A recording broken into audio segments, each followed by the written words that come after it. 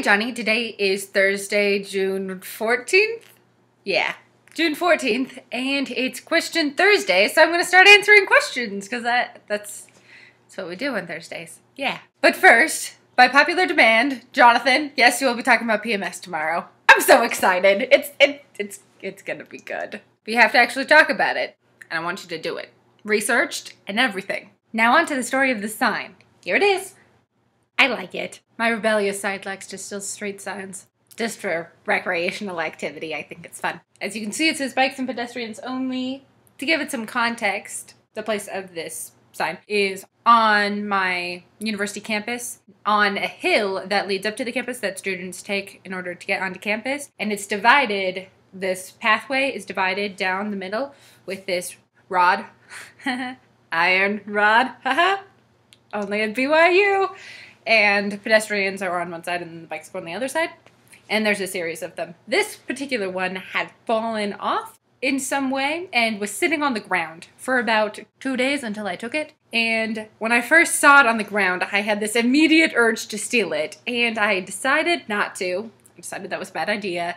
That they should just put the sign back up and it would be fine, because I would feel really bad if I stole a street sign while I was at BYU. But at the same time, I still really wanted to do it because I like street signs and I like collecting them. Speaking of collecting street signs, I know this is off topic, but Johnny, you know how Taj has the stop sign and the speed limit sign? But if you happen to see him, could you ask him if he's still interested in keeping them or if he's trying to find them a new home? Because if he's not interested in having them anymore, I'd really like them back. Back on topic. So I had just finished my last final. It was about 9 o'clock at night, and I'm walking back home with a friend, and I asked him if we can take this little detour down the hill where this sign was sitting instead of like going down a shorter hill that we would normally walk down. And he was kind of confused, and I was like, no, I really do have a reason why I want to do this. And I had asked him if he'd seen the sign, which of course he hadn't, because he never walks down that part of the hill. And I was like, well, there's this sign sitting there and I really want it. And he was like, really? And I was like, yeah, I really want this sign. He's like, you're gonna steal a sign? I was like, yeah. It's like, how are you gonna do that?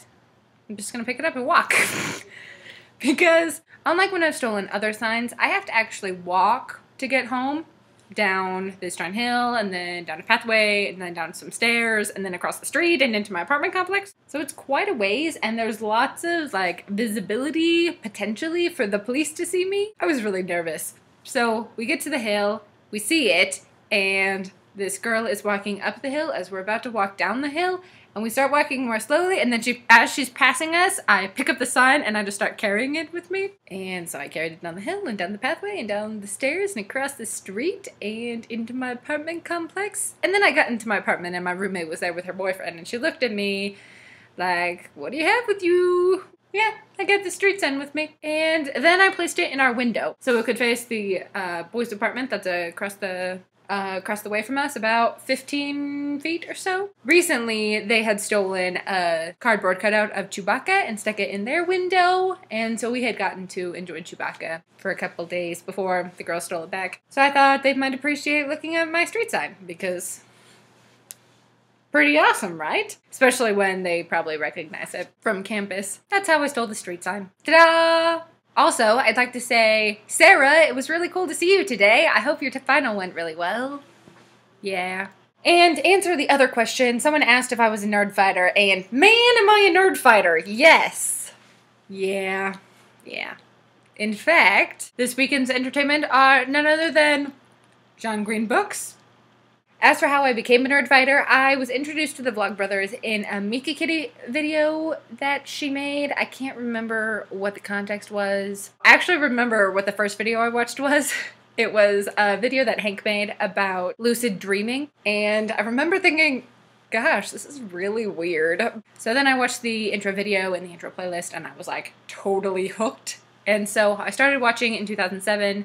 And I finished. It took me about 4 months to watch all 5 years, I think it is.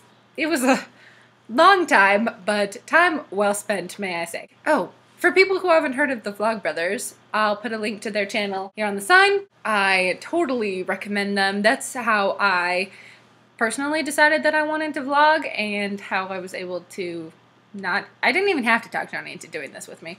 But that's where I, like, got the inspiration to do this. Now, I've been watching John play FIFA, which is kind of fun. I actually enjoy it a lot, which is weird because I don't like soccer, but I do watch John play FIFA. That's my experience with Nerdfighters. If any of you are Nerdfighters or don't know what Nerdfighters are, you should leave a comment and let me know, because that would be cool. Yeah, I hope I was able to answer your questions. I hope you found my sign at least a little bit entertaining. And Johnny, I look forward to your video about, yes, PMS tomorrow. Bye.